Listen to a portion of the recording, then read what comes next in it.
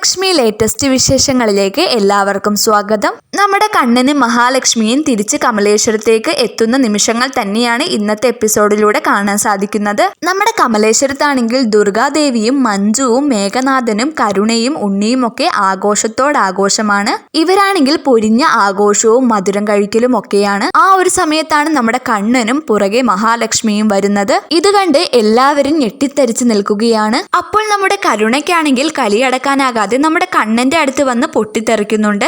കണ്ണേട്ടന് നാണവും മാനവും ഇല്ലേ? ഇവൾ മറ്റൊരുത്തന്റെ കൂടെ പോയവളല്ലേ? ഇവളെ വീണ്ടും കൂടെ കൂട്ടിയിരിക്കുകയാണോ എന്നൊക്കെ പറഞ്ഞ് വായിൽ തോന്നിയതെല്ലാം കരുണ വിളിച്ച് പറയുന്നുണ്ട്. അപ്പോഴാണെങ്കിൽ നമ്മുടെ കണ്ണൻ ആദ്യം ഒന്നും മിണ്ടുന്നില്ല. ആ സമയം നമ്മുടെ ദുർഗാമ്മയും എല്ലാവരും കൂടി വന്ന് നമ്മുടെ മഹാലക്ഷ്മിയെ വധിച്ച് കൊല്ലാനാക്കുന്നുണ്ട്.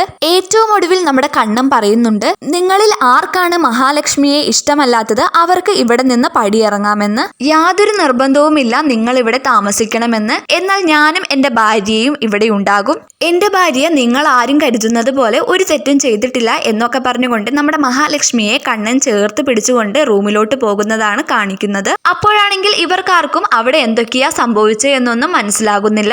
അവസാനം നമ്മുടെ മേഘനാഥൻ സാഗറിനെ വിളിക്കുമ്പോഴായിരിക്കും അവിടെ ഇങ്ങനെയൊക്കെ ട്വിസ്റ്റുകൾ നടന്നുവെന്നും എല്ലാവർക്കും മനസ്സിലാകുന്നത്. അപ്പോൾ നമുക്ക് കാത്തിരുന്ന് തന്നെ കാണാം.